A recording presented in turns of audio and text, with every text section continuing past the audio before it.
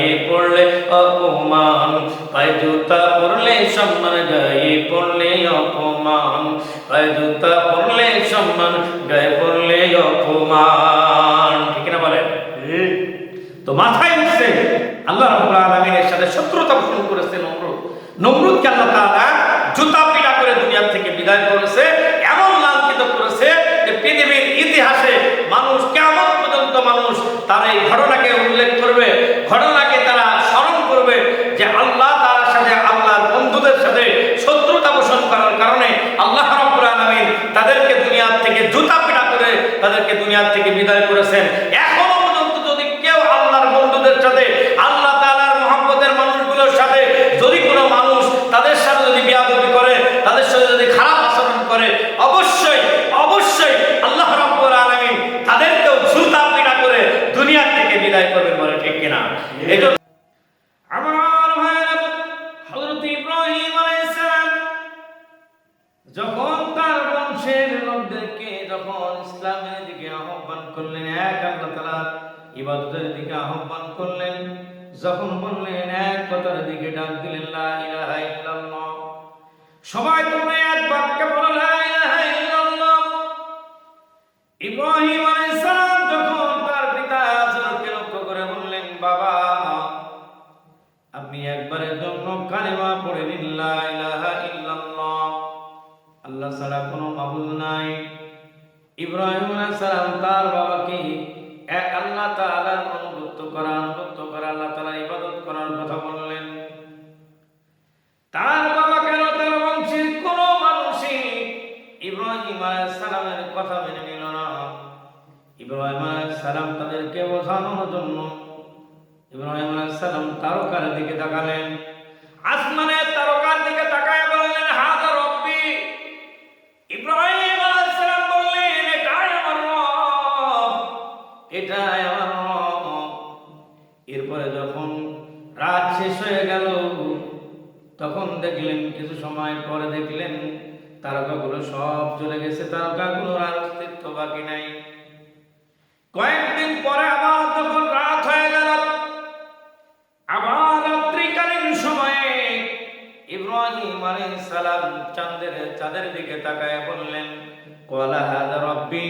ইব্রাহিম আলাইহিস সালাম বললেন এটাই আমার রব, এটাই আমার রব।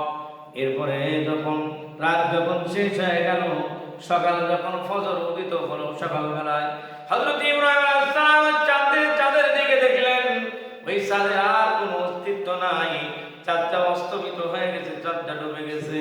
ইব্রাহিম আলাইহিস সালাম তখন বললেন এটা আমার রব হতে পারে না, যে জিনিসটা নিজেরই অস্তিত্ব থাকে না ওই জিনিসটা কখনো আমার রব হতে পারে না। চিৎকার দিয়ে বলেন না সুবহানাল্লাহ। ইব্রাহিম আলাইহিস সালাম বুঝাইতে চান তার কওমের লোকদেরকে, তোমরা যারা নিজ হাতে মূর্তি বানাইতেছো, মূর্তি বানায় আবার সেই মূর্তির পূজা করো, তাকে নিজেই বানায় নিজেই তাকে তৈরি করে আবার তার পূজা করো, এটা তো কখনোই ঠিক না।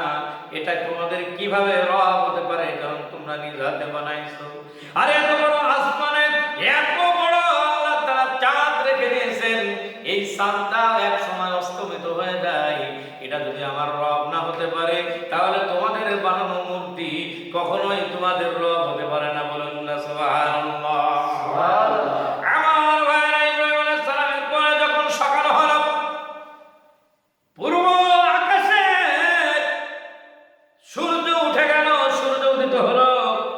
ইব্রাহিম আলাইহিস সালাম তখন কওমের লোকদেরকে লক্ষ্য করে বললেন ক্বালা হাযা রব্বি, এটা আমার রব, হাযা আকবার, এটা বিশাল বড় আকৃতির, এটাই আমার রব। এরপরে যখন আস্তে আস্তে করে যখন দিন শেষ হয়ে গেল, দিন শেষে ওই সূর্যটা অস্তমিত হয়ে গেল, সূর্যটা অস্তমিত হয়ে গেল, তখন ইব্রাহিম আলাইহিস সালাম বললেন এটা কখনো আমার রব হতে পারে না, কারণ যদি সূর্যটা আমার রব হতো তাহলে সে কোনোদিন তার অস্তিত্বহীন হতো না, অর্থাৎ সে কখনোই অস্তমিত হতো না। বলুন না ঠিক কিনা? আমার ভাইরা, তুমি ইব্রাহিম আলাইহিস সালাম বুঝাইতে চান এত বড় যন্ত্র সূর্যটা সারা পৃথিবীকে আলো দেয়, যে সূর্য চন্দ্রটা সারা পৃথিবীকে আলো দেয়, সেই চন্দ্রটারও নিজের অস্তিত্ব থাকে না এবং ওই সূর্যটারও নিজের অস্তিত্ব হারায় ফেলে। এই জিনিস কখনোই যত বড়ই হোক না কেন ওই জিনিসটা কখনোই রব হতে পারে না।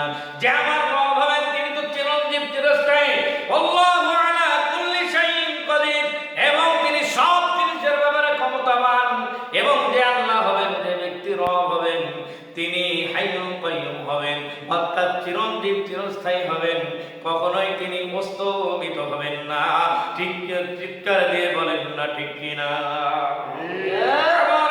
ইব্রাহিম আলাইহিস সালাম একদিনের ঘটনা, সময় উৎসবের দিনে মেলায় চলে গেল। মেলায় যাওয়ার সময় ইব্রাহিম আলাইহিস সালামকে লক্ষ্য করে বললেন, ও ইব্রাহিম চলো মেলায় যাই। ইব্রাহিম আলাইহিস সালাম বললেন, আনা সাকিম, আমি অসুস্থ। সবাই মেলায় চলে গেল।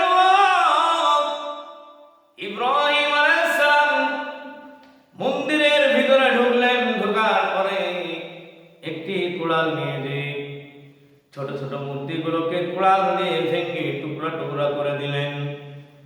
এরপরে যখন সব মূর্তিগুলো যখন মারতে মারতেন, এই কথা বলেন, মূর্তিগুলোকে এই কথা বলেন, ও মূর্তিগুলোকে লক্ষ্য করে ইব্রাহিম আলাইহিস সালাম বলেন, কথা বলো, কথা বলে না। বলে তোমাদের সামনে যে ভোগ সামগ্রী আছে, খাবার আছে, খেয়ে নাও। মূর্তিগুলো তাও খায় না, কথাও বলতে পারে না, নড়াচড়াও করতে পারে না, খাবারও খায় না। ইব্রাহিম আলাইহিস সালাম অতিরিক্ত রাগান্বিত হলেন। যেই জিনিসটা খেতে বললে খেতে পারে না, কথা বলতে পারে না, হাঁটতে পারে না, চলতে পারে না, নড়াচড়া পর্যন্ত করতে পারে না, সেই জিনিসটাকে কিভাবে তারা রব বলে মেনে নেয়? এই জন্য ইব্রাহিম আলাইহিস সালাম মূর্তিগুলো, ছোট ছোট মূর্তিগুলো সবগুলোকে কুড়াল দ্বারা ভেঙে টুকরো টুকরো বানায় দিলেন। বলুন না সুবহানাল্লাহ। এরপরে শুধু তাই নয়, ওই কুড়ালটাকে বড় মূর্তিটার ঘাড়ে ঝুলায় রেখে দিয়ে চলে আসলেন। নমরুদ সহ ওই এলাকার সমস্ত মানুষেরা মেলায় থেকে ফিরে এসে মন্দিরের ভিতরে ঢুকলো। মন্দিরের ভিতরে প্রবেশ করার পরে দেখলেন সব মূর্তিগুলো ভেঙে টুকরো টুকরো করা হয়েছে, কিন্তু মাত্র একটা মূর্তিকে তাকে অক্ষত অবস্থায় রাখা হয়েছে। তখন সকলেই বলাবলি করতে আরম্ভ করে দিল, আমাদের এই মূর্তিগুলোর সাথে, আমাদের প্রভুগুলোর সাথে এমন আচরণ কে করতে পারেন? এক শ্রেণীর মানুষ তারা বলা আরম্ভ করে দিল, এমন একজন যুবক আছে, ইব্রাহিম নামে এক যুবক আছে, ওই যুবকটা মূর্তির বিরুদ্ধে কথা বলে, ওই যুবকটা মূর্তির বিরুদ্ধে কথা বলে, ওই যুবকটা তাগুতের বিরুদ্ধে কথা বলে, ওই যুবকটা সে একমাত্র আল্লাহর ইবাদতের কথা বলে, আমাদের বিরুদ্ধে আচরণ করে। ওই ব্যক্তিটাই আছে, সে আমাদের মূর্তিগুলো ভাঙতে পারে। নমরুদ তখন কি করলো? নমরুদ ইব্রাহিম আলাইহিস সালামকে ডেকে পাঠালো, যাও ইব্রাহিমকে ডেকে নিয়ে আসো। নমরুদ তার সৈন্যবাহিনী সহ এলাকার লোকেরা সেখানে সকলেই ইব্রাহিম আলাইহিস সালামকে লক্ষ্য করে বললেন, ও ইব্রাহিম, বলো দেখি আমাদের মূর্তিগুলোর সাথে এই এমন আচরণ কে করেছে? তুমি করেছো কিনা? ইব্রাহিম আলাইহিস সালাম বললেন, তোমাদের বড় মূর্তিটারই কাজটা তোমাদের বড় মূর্তিটাই করেছে।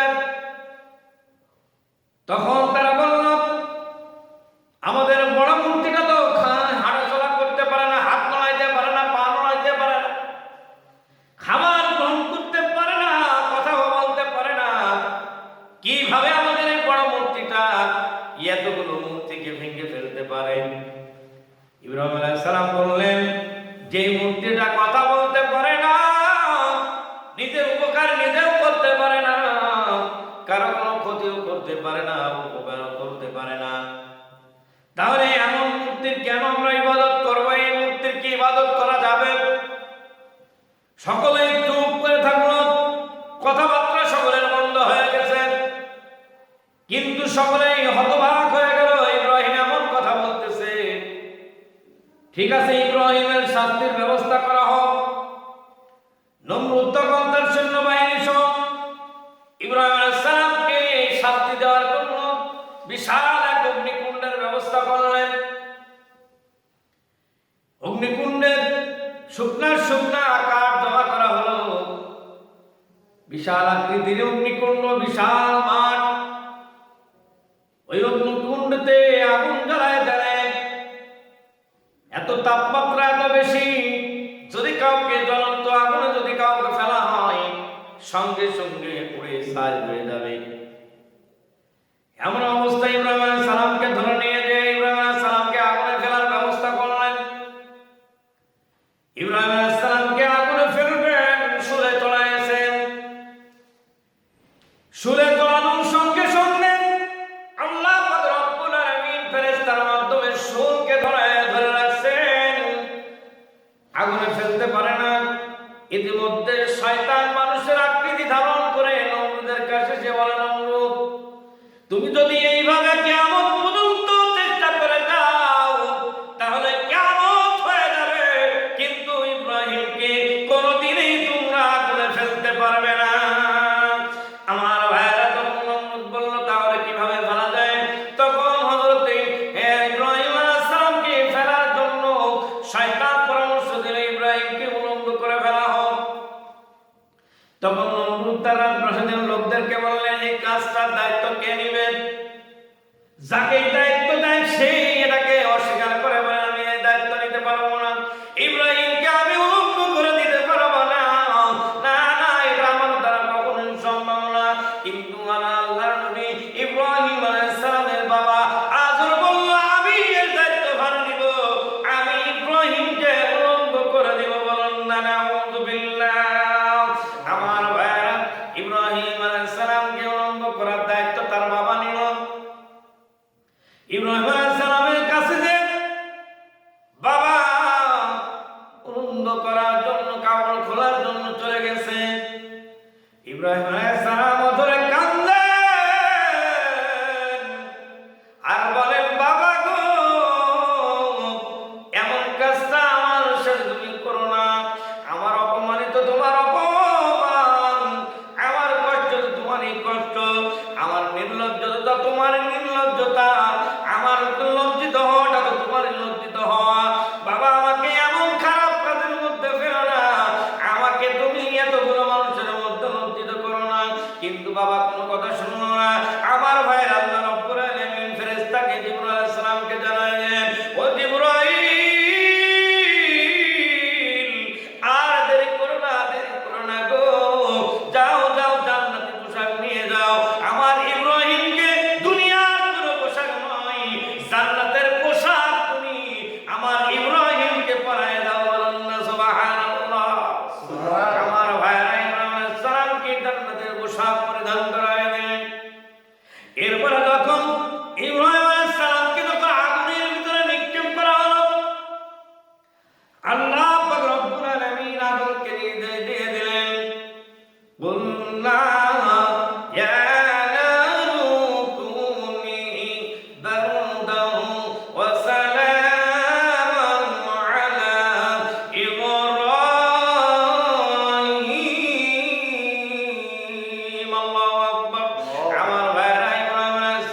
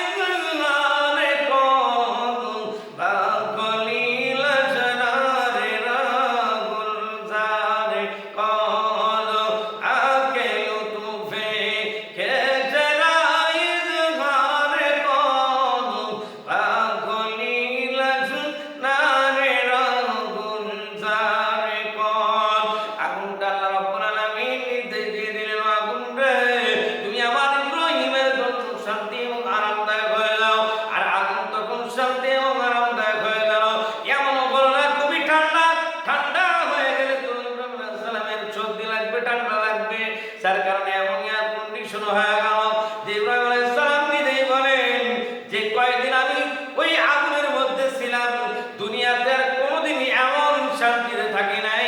চিৎকার দিয়ে বলেন না সুবহানাল্লাহ। আমার ভাইরা, আগুনের শক্তি নাই মানুষকে পোড়ানো। যদি আগুনের শক্তি থাকতো ইব্রাহিম আলাইহিস সালামকে জ্বালায় পোড়ায় দিতে পারতো। শরীর শক্তি নাই জবাই করার, যদি জবাই করার শক্তি থাকতো তাহলে তো ইসমাইল আলাইহিস সালামকে জবাই করতে পারতো। মাছের শক্তি নাই, পানির শক্তি নাই। পানির যদি শক্তি থাকতো গো তাহলে তো ইউনূস আলাইহিস সালামকে পানিতে ডুবায় মেরে ফেলতো। একমাত্র ক্ষমতার মালিক হলেন আমার আল্লাহ। আল্লাহ রাব্বুল আলামিন বলেন, ওয়াল্লাহু আলা কুল্লি শাইইন কাদির। আল্লাহু আকবার। আল্লাহ রাব্বুল আলামিন বলেন, আল্লাহ তাআলা বলেন সব বিষয়ে ক্ষমতাবান। আল্লাহ তাআলা বলেন সবচেয়ে শক্তিশালী। আল্লাহ রাব্বুল আলামিনের চেয়ে এত বড় শক্তি, এত শক্তি আল্লাহ রাব্বুল আলামিন আর কাউকে দেন নাই। সার্বভৌমত্ব রাজত্বের মালিক একমাত্র আল্লাহ। দুনিয়ার মানুষের সার্বভৌমত্ব রাজত্বের মালিক দুনিয়ার মানুষ না, আল্লাহ রাব্বুল আলামিন সারা পৃথিবীর মালিক। আল্লাহ তাআলা বলেন, লিল্লাহি মা ফিস সামাওয়াতি ওয়াল আরদ। আসমান জমিন সারা পৃথিবীর মালিক আমার আল্লাহ।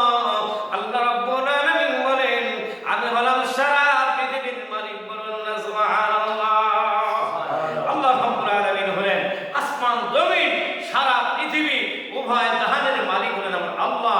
সপ্তম আসমান সপ্তম জমিন সারা পৃথিবী উভয় জগতের মালিক আমার আল্লাহ। আল্লাহ তাআলা বলেন, আলহামদুলিল্লাহি রাব্বিল আলামিন। সমস্ত প্রশংসা সেই আল্লাহর যিনি উভয় জগতের রব। তিনি হলেন আমাদের আল্লাহ। চিৎকার দিয়ে বলুন কে? আল্লাহ। সেই আল্লাহ রাব্বুল আলামিন ইবাদত আমরা করব যে রব শক্তিশালী, যার হাতে সমস্ত ক্ষমতা, যিনি ইচ্ছা করলে যা ইচ্ছা যখন ইচ্ছা যা ইচ্ছা তাই করেন। আল্লাহ তাআলা যদি বলেন কোন তুমি হও, হ্যাঁ কোন তৎক্ষণাৎ সেই জিনিসটা হয়ে যায়। তিনি যখন যা ইচ্ছা তাই করতে পারেন। তিনিই হলেন মহান মালিক। বাকি আমি আপনি, আমার আপনার কোনো জীবনের কোনো ভরসা নাই। বা আমাদের যতই আমরা ক্ষমতাশীল হয় না কেন, আমাদের যত বড় ক্ষমতা থাকুক না কেন, নিমেষেই ধ্বংস হয়ে যাবে যদি আল্লাহ তাআলা ইচ্ছা করেন। ঠিক না বলেন? এই জন্য আমরা সেই মহান মালিকের দিকে ফিরব যিনি আমাদেরকে সৃষ্টি করেছেন। আমার ভাইয়েরা, যখন দেখলাম ইব্রাহিমকে কোনোভাবে হত্যা করা গেল না, আমার আল্লাহ তাআলা এই নমরুদকে শাস্তি দিলেন। নমরুদকে শাস্তি দেওয়ার ব্যবস্থা করে দিলেন। আল্লাহ রাব্বুল আলামিন বেশি কিছু দিলেন না, বেশি অস্ত্র শস্ত্র দিলেন না, বা বিশেষ কোনো বাহিনী দিলেন না। বরং একটা ছোট্ট একটা ল্যাংড়া মশার দ্বারা আল্লাহ রাব্বুল আলামিন নমরুদকে দুনিয়া থেকে বিদায় করে দিয়েছেন। বলেন না সুবহানাল্লাহ। আমার ভাইরা, নমরুদকে আল্লাহ রাব্বুল আলামিন ধ্বংস করলেন কিভাবে? আল্লাহ রাব্বুল আলামিন নমরুদের নাকের ভিতরে ছোট্ট একটা ল্যাংড়া মশা ঢুকায় দিলেন। ছোট্ট একটি মশা মাথার ভিতরে যখন টুক করে যখন কামড় দেয়, তখন নমরুদ আস্তে করে নিজেই তার মাথায় বাড়ি দেয়। যখন টুকটুক করে যখন কামড় দেয়, নমরুদ তখন নাচতে শুরু করে, নাচতে থাকে। তখন রাজপ্রাসাদের মানুষগুলো বলতে থাকে, বাচ্চা নামদার, কেন আপনি কেন নাচতেছেন? আপনার নাচার সব জেগেছে, আপনি এত নাচতেছেন কেন? নমরুদ বলে, না আমি তো নাচতেছি না, আমি আমার সমস্যার কারণে আমি এমন করতেছি। হযরত ইব্রাহিম আলাইহিস সালামের শত্রু নমরুদ নাকের ভিতরে আল্লাহ তাআলা যে মশাটাকে ঢুকায় দিয়েছেন, মশাটা যখন টুক করে কামড় দেয়, সহ্য না করতে পেরে নমরুদ নিজের মাথায় মারে। আর যখন সহ্য না করতে পেরেছে, তখন নিজ রাজপ্রাসাদের একজনকে নিযুক্ত করে দিয়েছে, সে যেন তার মাথায় বাড়ি দেয়। একদিনের ঘটনা, নমরুদ এইভাবে থাকতে থাকতে আর ওই কর্মচারী প্রত্যেকটা দিন তার মাথায় বাড়ি দিতে মাথায় বাড়ি দিতে এক পর্যায়ে জুতার বাড়ি যখন জোরে করে মারছে, মারার কারণে নমরুদের মাথাটা চৌচির হয়ে গেছে। বলুন না সুবহানাল্লাহ। জুতা যত দামি হোক ভাই, মাথার উপর ওঠে না। কখনো যদি মাথায় ওঠে, সমান কিন্তু তাকে না। জুতা যত দামি হোক ভাই, মাথার উপর ওঠে না। কখনো যদি মাথায় ওঠে,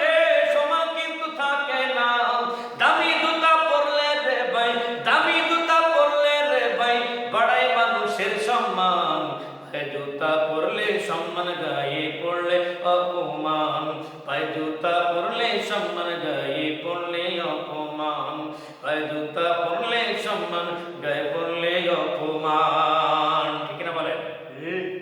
তো মাথায় উঠছে আল্লাহ রাব্বুল আলামিনের সাথে শত্রুতা পোষণ করেছে নমরুদ।